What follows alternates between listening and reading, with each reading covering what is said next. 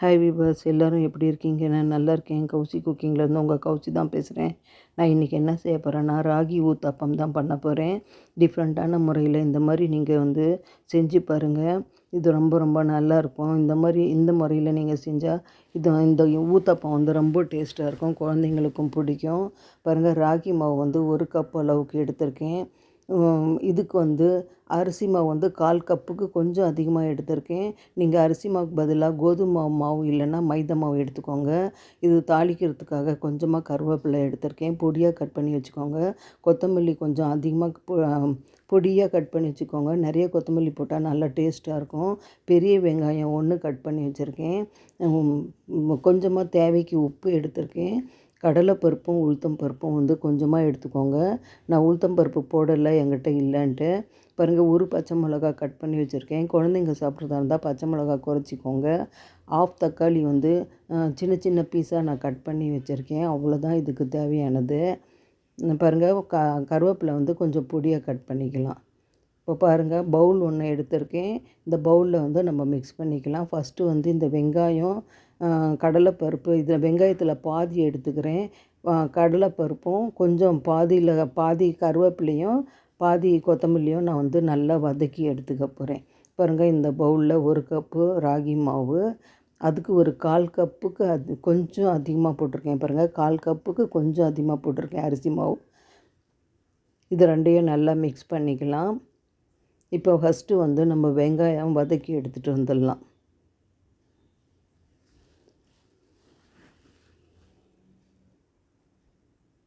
பாருங்கள், அடுப்பில் பேன் வச்சுருக்கேன், சூடாகட்டும். சும்மா 1 ஸ்பூன் ஆயில் போட்டு நம்ம கட் பண்ணி வச்சுருக்கிற வெங்காயத்தில் பாதி நம்ம நல்லா வதக்கி எடுத்துக்கலாம். உங்களுக்கு வேணால் கடுகு கூட போட்டுக்கோங்க, சும்மா கொஞ்சமாக. நான் கடுகு போடலை, வெறும் கடலைப்பருப்பு, உளுத்தம் பருப்பு, பச்சை மிளகா, வெங்காயம் வதக்கிறேன். கொஞ்சம் சூடாகட்டும், நம்ம கடலைப்பருப்பு போட்டுக்கலாம்.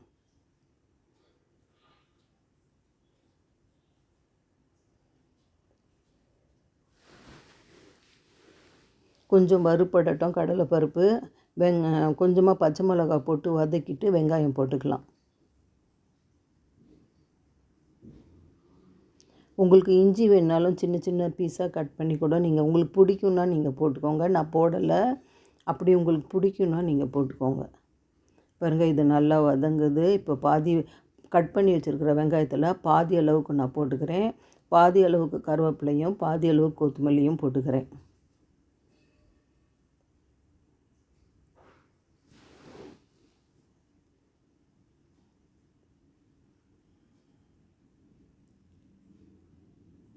கொஞ்சம் நல்லா வதக்கிடலாம். ரொம்ப ப்ரௌனாக வதக்காதீங்க. ஓரளவுக்கு நல்லா வறுபட்டு வெங்காயம் கொஞ்சம் ஸ்மெல் வர வரைக்கும் நல்லா வதக்கிக்கோங்க. இந்த மாதிரி வதக்கி இந்த மாவில் கலந்திங்கன்னா அந்த வெங்காய வாசனையோட இந்த ஊத்தப்பம் சாப்பிட்றதுக்கு டேஸ்ட்டாக இருக்கும். உங்களுக்கு வேணால் கேரட் கூட நீங்கள் துருவி போட்டுக்கோங்க.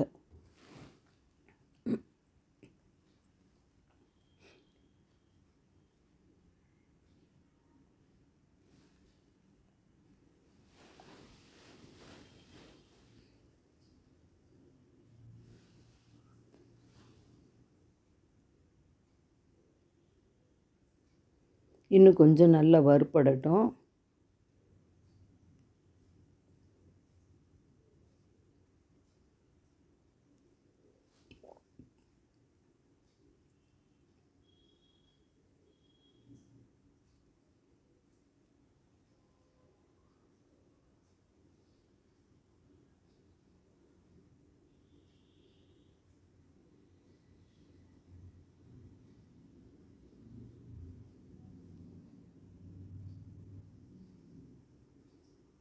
கொஞ்சமாக கிளறி விடுங்க. ஃப்ளேம் நான் குறைச்சி வச்சுருக்கேன்.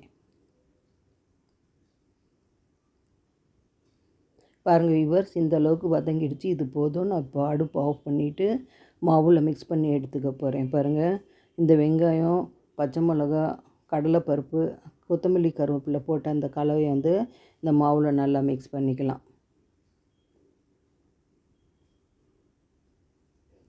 இது கூட கொஞ்சமாக இந்த சாஃப்ட்னஸ் கொடுக்கறதுக்காக நான் பேக்கிங் பவுடர் எடுத்திருக்கேன். உங்களுக்கு வேண்டான்னா நீங்கள் தோசைக்கு போடுற ஆப்ப சோடா கூட சும்மா ஒரு பிஞ்ச் அளவுக்கு போட்டுக்கலாம். அது கொஞ்சம் சாஃப்ட்டு கொடுக்கும். பாருங்கள், இதுக்கு தேவையான அளவு உப்பு. நீங்கள் எடுக்கிற அளவுக்கு உப்பு உங்கள் டேஸ்ட்டுக்கு போட்டுக்கோங்க. இதை நல்லா மிக்ஸ் பண்ணிடலாம். பாருங்கள், பேக்கிங் பவுடர் தான் நான் எடுத்திருக்கேன். ஒரு 1/4 ஸ்பூனுக்கும் கம்மியாக போடுங்க, ரொம்ப கம்மியாக போடுங்க. இது கொஞ்சமாக உப்பி வரும். இது போட்டோன்னா அந்த இது ஊத்தப்பம் வந்து கொஞ்சமாக சாஃப்டாகும். பாருங்கள், இந்த அளவுக்கு தான் நான் போட்டிருக்கேன். நல்லா மிக்ஸ் பண்ணிவிட்டு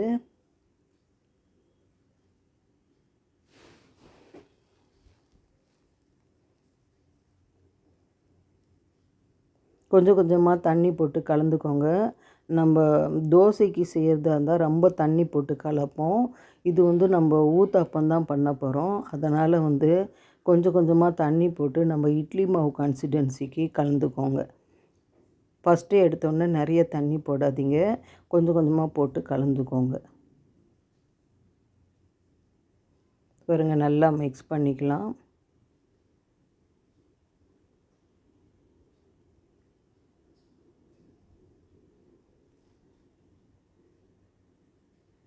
இன்னும் ஒரு 1/2 கப்பு தண்ணி போடுறேன்.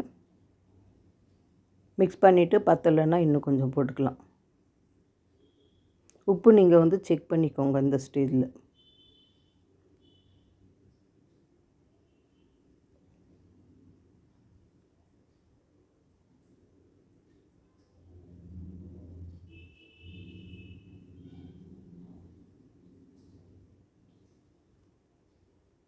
பாருங்கள், இன்னும் கொஞ்சம் தண்ணியும் போடலாம்.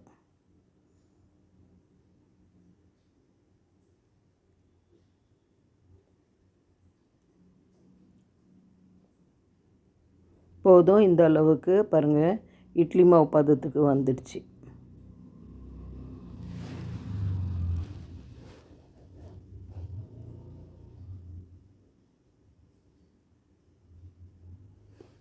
இப்போ ஒரு 10 நிமிஷம் வச்சுடுங்க, அப்புறம் நம்ம செய்யலாம். பாருங்கள், 10 நிமிஷம் வச்சுருந்தேன் மூடி போட்டு. இப்போ வந்து அடுப்பில் வந்து தோசை தவா வச்சுருக்கேன். நம்ம சின்ன சின்ன ஊத்தாப்பமாக குட்டி குட்டியாக போட்டு எடுக்கலாம். குழந்தைங்களுக்கு கொடுக்குறதா இருந்தால் இந்த மாதிரி குட்டி குட்டியாக போட்டு எடுத்து கொடுங்க, அவங்களுக்கு பிடிச்சி சாப்பிடுவாங்க. பெரியவங்களுக்குன்னா நீங்கள் பெருசாக போட்டுக்கலாம். குழந்தைங்களுக்கு இந்த மாதிரி நீங்கள் சின்ன சின்னதாக செஞ்சு கொடுத்தீங்கன்னா அது கொஞ்சம் பார்க்குறதுக்கு நல்லா இருக்குன்ட்டு அவங்களே சாப்பிட்டுக்குவாங்க கேட்டு. தோசை தவா சூடாகட்டும். இதுக்கு வந்து மேலே வந்து கொஞ்சம் கொஞ்சமாக வந்து எண்ணெய் போட்டு அப்புறம் நம்ம செஞ்சுக்கலாம். பாருங்கள், இந்த அளவுக்கு இருக்குது நம்ம கலந்தது.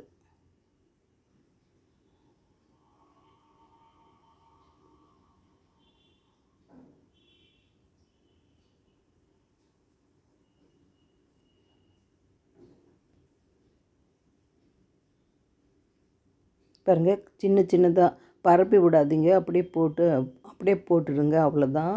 ஒரு கரண்டி அளவுக்கு நான் மாவு போடுறேன். பாருங்கள், ஒரே ஒரு கரண்டிக்கும் கொஞ்சம் கம்மியாக தான் போடுறேன். தோசை தவாவில் எவ்வளோ பிடிக்குதோ அவ்வளோ போட்டுக்கோங்க. பாருங்கள், ஃப்ளேம் கொஞ்சம் குறைச்சி வச்சுக்கோங்க. இப்போ வந்து இதுக்கு மேலே வந்து கொஞ்சமாக நம்ம எடுத்து வச்சுருக்கோம் இல்லையா, வெங்காயம், பச்சை தக்காளி, கருவேப்பிலை, கொத்தமல்லி அப்படியே கொஞ்சமாக நம்ம வந்து மேலே வந்து போட்டுக்கலாம். ஊத்தாப்பமுக்கு போடுற மாதிரி மேலே கொஞ்சமாக பரப்பி விட்ருங்க.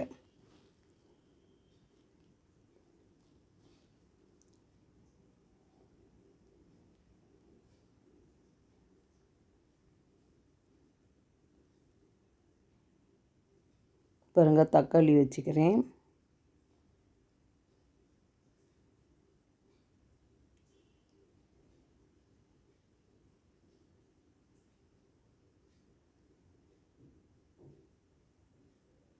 இப்போ கொத்தமல்லி வச்சுக்கலாம் மேலே.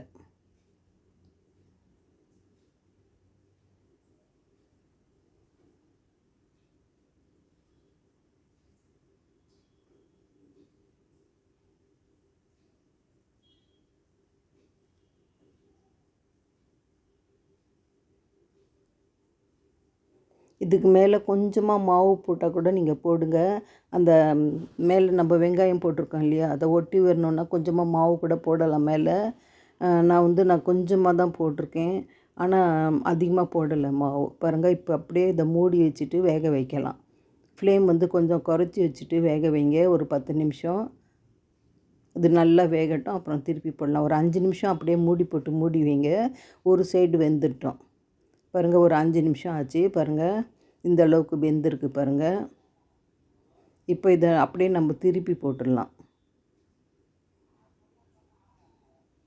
குழந்தைங்களுக்கு இந்த மாதிரி கலர்ஃபுல்லாக நீங்கள் செஞ்சு கொடுத்தீங்கன்னா ராகி சாப்பிடாத குழந்தைங்களும் இந்த மாதிரி கலர்ஃபுல்லாக இருக்கும்போது சாப்பிடுவாங்க கேட்டு.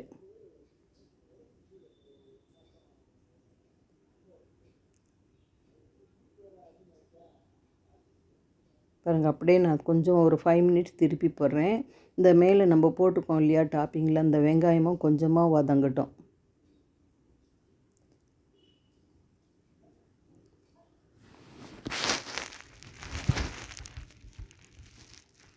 பாருங்கள் வியூவர்ஸ், இவ்வளோ தான் ஊத்தாப்பம். நம்ம இதை எடுத்துடலாம். ரொம்ப அதிக நேரம் வைக்காதீங்க, ஒரு 5 மினிட்ஸ் வைங்க போதும்.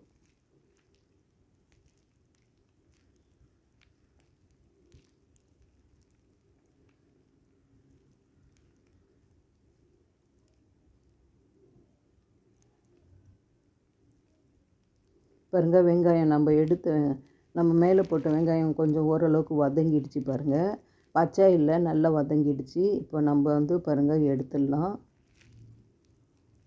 எடுத்துட்டு அடுத்து ஈடு போடலாம். நான் எடுத்த மாவு அளவுக்கு 2 பேர் வந்து தாராளமாக சாப்பிட்லாம்.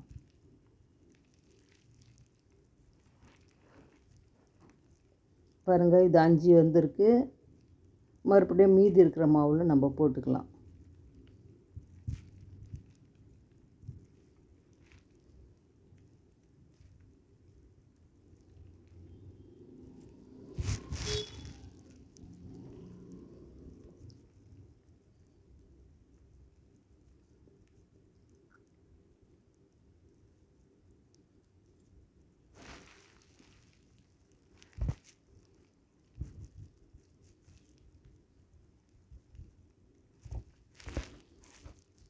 பாருங்கள், இதுலேயும் அதே மாதிரி மேலே வந்து தக்காளி, வெங்காயம், கொத்தமல்லி, கருவேப்பிலை மேலே வச்சுக்கலாம்.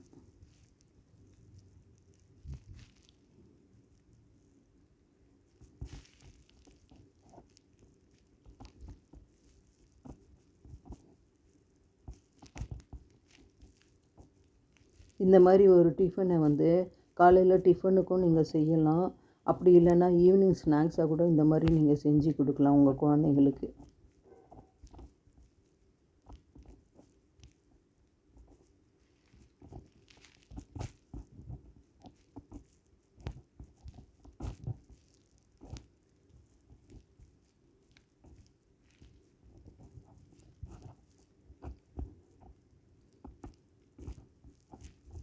பாருங்கள், நான் எடுத்துருக்கிற மாவு அளவுக்கு ஒரு 10 வந்திருக்கு.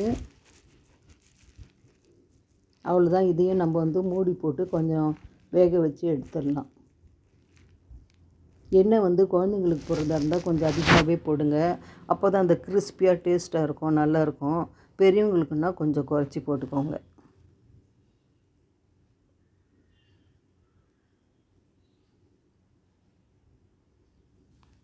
பாருங்கள், மேலே எண்ணெய் போட்டு நம்ம மூடி வச்சிடலாம்.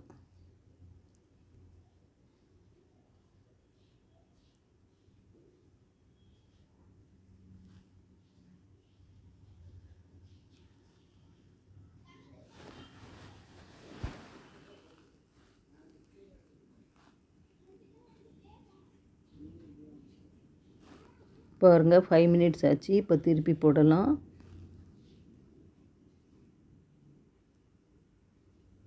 நல்லா வேகட்டும். இன்னொரு 5 மினிட்ஸ் கழித்து நம்ம எடுத்துடலாம்.